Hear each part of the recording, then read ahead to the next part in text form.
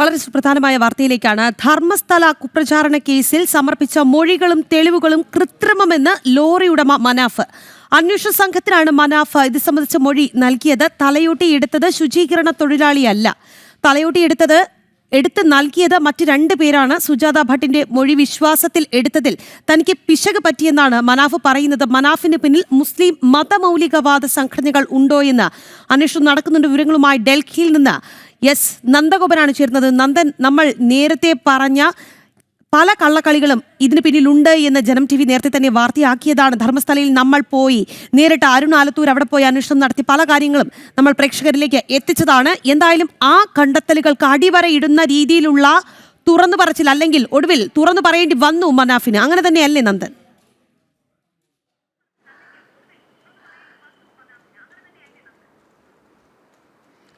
രഖി, ഈ ധർമ്മസ്ഥല വിഷയവുമായി ബന്ധപ്പെട്ട് തെറ്റിദ്ധാരണജനകമായ പല തരത്തിലുള്ള വാർത്തകളായിരുന്നു യൂട്യൂബർ കൂടിയായ മനാഫ് നൽകിയത്. അതായത് ധർമ്മസ്ഥല ക്ഷേത്രത്തെ പൂർണ്ണമായും തകർക്കാൻ ഉതകുന്ന രീതിയിൽ അത്തരത്തിലുള്ള ഗൂഢശ്രമങ്ങൾ, അതിനുള്ള ആസൂത്രണമായിരുന്നു നടത്തിയിരുന്നത് എന്നുള്ളതായിരുന്നു യാഥാർത്ഥ്യം. അത് നേരത്തെ തന്നെ അന്വേഷണ സംഘമടക്കം അത് തിരിച്ചറിഞ്ഞു. അതായത് അന്വേഷണ സംഘം ഇതുമായി ബന്ധപ്പെട്ട് നേരത്തെ തന്നെ അന്വേഷണ സംഘത്തിന് മനാഫിൽ ചില സംശയങ്ങളുണ്ടായിരുന്നു. കൃത്രിമമായാണോ മനാഫുകൾ തെളിവുകൾ സമ്പാദിക്കാൻ ശ്രമിക്കുന്നത് എന്നുള്ളതായിരുന്നു പ്രധാനമായും അന്വേഷണ സംഘം സംശയിച്ചിരുന്നത്. ഏതായാലും ഇതുമായി ബന്ധപ്പെട്ട് മനാഫിനെ കസ്റ്റഡിയിലെടുത്ത് വിശദമായി ചോദ്യം ചെയ്തപ്പോഴാണ് അന്വേഷണ സംഘത്തിന് അത് ബോധ്യമായിരിക്കുന്നത്.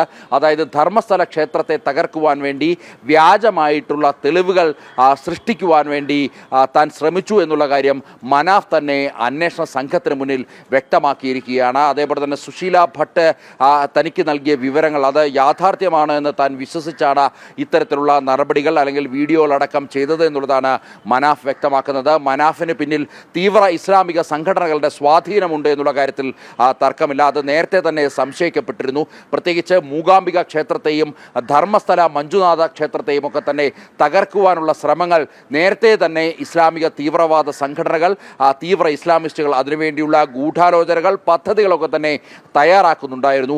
അതിലൊരു പദ്ധതിയുടെ ഭാഗമായിരുന്നു ഈ മനാഫ്, അല്ലെങ്കിൽ മനാഫിലൂടെ ഒരു പദ്ധതി തീവ്ര ഇസ്ലാമിസ്റ്റുകൾ നടപ്പിലാക്കാൻ ശ്രമിക്കുകയായിരുന്നു എന്ന് വേണം മനസ്സിലാക്കേണ്ടിയിരിക്കുന്നത്.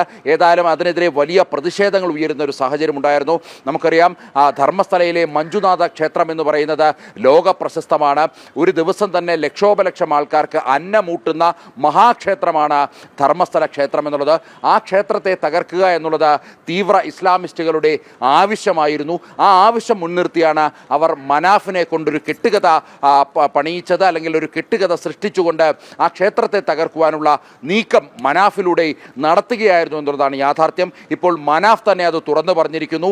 അതായത് ഇതുമായി ബന്ധപ്പെട്ട തെളിവുകളടക്കം വ്യാജമായി സൃഷ്ടിക്കുകയായിരുന്നു എന്നുള്ളതാണ് പ്രധാനമായും ഇപ്പോൾ മനാഫ് അന്വേഷണ സംഘത്തിന് മുന്നിൽ വ്യക്തമാക്കിയിരിക്കുന്നത്. രാഖി. ശരി നന്ദൻ.